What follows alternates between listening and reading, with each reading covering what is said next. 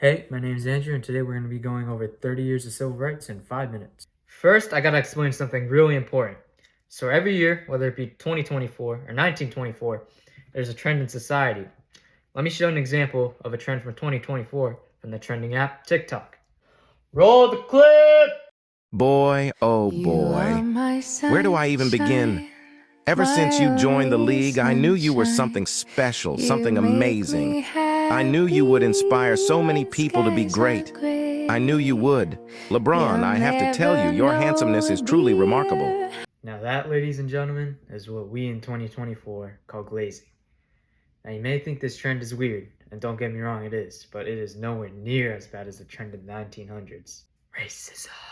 But starting in the late 40s and ending in the early 70s, a new movement began in which minorities try to fight this trend and get equality under the law. One of the first shows of rebellion occurred on December 1st, 1955, in Montgomery, Alabama, when a lady named Rosa Parks refused to move to the back of the bus after being told to do so. And here is how it went down. Excuse me, ma'am. I'm gonna have to ask you to move to the back of the bus where you belong. Hey, look here now. I've had a long ass day at work and I'm tired. I'm gonna stay where I am. Ma'am, if you don't move, I'm gonna have to call the cops on you. Do it. I'm not leaving. Well, unfortunately, it did not work out for Miss Parks as she was arrested. However, this did spark the Montgomery bus boycott. What's that? You don't know what the Montgomery bus boycott is? Well, it's exactly what it sounds like. The African Americans living in Montgomery refused to ride the bus until the government desegregated the buses. And here is how it went down. Hey, we won't let that you arrested Rosa. We're not riding your bus until you desegregate them. Well, that's fine. We don't want your people on our buses anyways. The Supreme Court rules that segregation on buses is unconstitutional. Finally, man, can ride them buses again.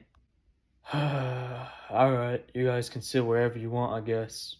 So ultimately, the Montgomery bus boycott was a success since, well, the buses got desegregated. Now, an event that had much greater publicity at the time was Dr. Martin Luther King's March on Washington on August 28, 1963. This march had over 250,000 people in it. 250,000! That is a crazy number. For perspective, an average Taylor Swift concert has 72,000 people in it. That means that the March on Washington had 3.5 times more people than your average Taylor Swift concert. Them Swifties got nothing on Dr. King. So the essential point of this march was to get the Civil Rights Act passed. During this march, Dr. King gave his famous I Have a Dream speech at the Washington Monument, where he dreamed of an end to racial discrimination in the United States. Here's a really short version of what he said to those people. I look to a day when people will not be judged by the color of their skin, but by the content of their character. I have a dream that there will not be any racism in the future. The Civil Rights Act will be a giant step in the right direction for my dream. Yeah, we support you, Dr. King! So eventually, this march caught the eye of President John F. Kennedy, and he was fully on board with getting this bill passed. Unfortunately, we all know what happened to him on that day in Dallas. After his untimely death, many were questioning whether or not the new president, Lyndon B. Johnson, would follow in Kennedy's footsteps and pass the bill. Fortunately for those people, President Johnson was in full support of getting this bill passed and finishing what Kennedy had started. And less than a year later, that bill was passed on July 2nd, 1964, my birthday. Just to clarify, the month and the day, not the year. I was not born in 1964. So therefore, the March on Washington was definitely a huge success for civil rights, as it influenced the passage of the Civil Rights Act of 1964. Now, you may think of the civil rights movement as a movement for African Americans, and it mainly was, but it was also for women. Let me explain.